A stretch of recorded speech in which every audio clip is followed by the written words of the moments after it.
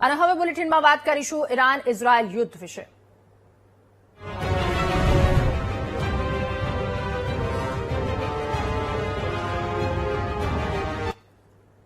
Middle east સળગી રહ્યું છે એ પ્રકારની પરિસ્થિતિ। ઈરાન ઇઝરાયલ યુદ્ધ વચ્ચે સુરતના ટેક્સટાઇલ ઉદ્યોગકારો હવે મૂંઝાયા છે। ડાઇંગ પ્રોસેસિંગ યુનિટ્સ માલિકો કોલસાની અછતથી પરેશાન થયા।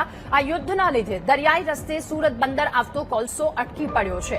અછત સર્જાતા 4 દિવસમાં જ કોલસાની કિંમતમાં $1200નો વધારો થયો છે, તો શિપિંગ ચાર્જમાં પણ ટન દીઠ $8નો વધારો થતા સુરતના ઉદ્યોગકારોને હવે બમણો માર પડ્યો છે। આ પરિસ્થિતિ જો યથાવત રહેશે તો પ્રોસેસિંગ ચાર્જમાં 15%નો વધારો થાય તેવી સંભાવનાઓ પણ વ્યક્ત કરવામાં આવી રહી છે। તો કોલસાની કિંમત વધતા માર્જિનમાં અસંતુલન થઈ રહ્યું હોવાનો ઉદ્યોગકારોનો દાવો છે। ત્યારે એક તરફ મિડલ ઇસ્ટ આ યુદ્ધની પરિસ્થિતિ અને આયાત નિકાસ ત્યારબાદ બધી વસ્તુમાં મોંઘવારી વચ્ચે પ્રકારની શક્યતાઓ વ્યક્ત કરવામાં આવી હતી। આ તમામની વચ્ચે કોલસાની અછત સર્જાઈ રહી છે। યુદ્ધના લીધે દરિયાઈ રસ્તો બંધ થતા સુરત બંદર પર આવતો કોલસો અટકી પડ્યો છે।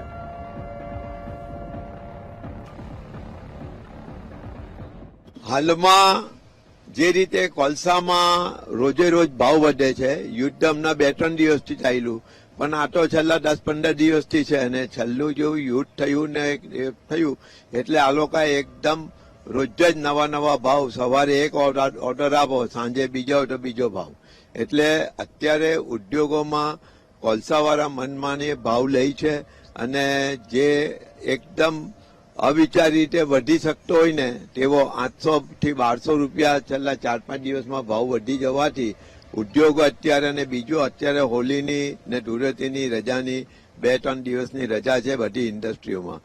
હાલ જયારે ઇન્ડસ્ટ્રી ખુલશે અને બધાની ડિમાન્ડ વધશે તો ઓર કોલસાના ભાવમાં વધારો આવવાની પૂરેપૂરી શક્યતા છે।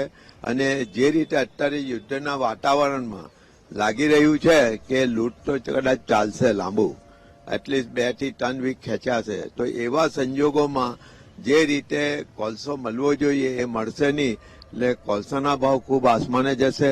બીજી વસ્તુ છે કે ઉદ્યોગ અત્યારે એક બીજા અનેક સંકટોમાંથી પસાર થઈ રહ્યો છે, આટલો ભાવ વધારો ઉદ્યોગો સહન કરી શકશે નહીં અને જો અમે અમારા વેપારીઓ પાસે ભાવ વધારો લઈશું તો એટલું મોંઘું કાપડ વેચાવાનું પણ નથી અત્યારે, એટલે અત્યારે ઉદ્યોગ ને વેપાર આ યુદ્ધની પરિસ્થિતિમાં એકદમ અમે લોકો મૂંઝવણભરી પરિસ્થિતિમાં જીવી રહેલા છે।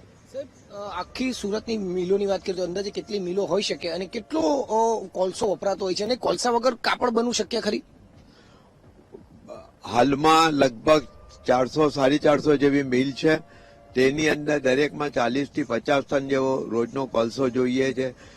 મિલોમાં કોલસાની જરૂર એટલે છે કે જેટલું પોલિએસ્ટરનું કાપડ છે એને સ્કાવરિંગમાં, બ્લીચિંગમાં, પ્રિન્ટિંગ થયા પછી સમજો કે સ્ટીમ જોઈએ તો થર્મોસોલ ફિક્સેશન ને એને માટે સ્ટીમનો દરેક સ્ટેપ પર ટેક્સટાઇલ પ્રોસેસિંગના એટલે કાપડના પ્રોસેસિંગમાં દરેક પ્રોસેસમાં ગરમીની એ જોઈએ ને સ્ટીમથી ગરમી બધા મેળવે છે પ્રોસેસ હાઉસો, એટલે કોલસો બિલકુલ અનિવાર્ય છે। કોલસા વગર જેમ પાવર વગર ચાલે નહીં તેમ કોલસા વગર પણ એક પણ યુનિટ ચાલી શકે એવી પરિસ્થિતિમાં નથી, એટલે આવા સંજોગોમાં અમે લોકો પણ મૂંઝવણમાં છીએ અત્યારે કે ભાઈ અમે પણ બધા મિલવાળા ભેગા થઈને કેટલા રૂપિયા ભાવ વધારવો જોઈએ અને ત્યાં સુધીમાં આવતીકાલથી જો પાછી બજાર ખુલશે એટલે શું ભાવ હોય છે એના પર નક્કી કરીને અમે એક તાકીદે આની એક મિટિંગ બોલાવીશું અમે સામાન્ય સભા ને પછી આગળની રણનીતિ શું નક્કી થાય છે,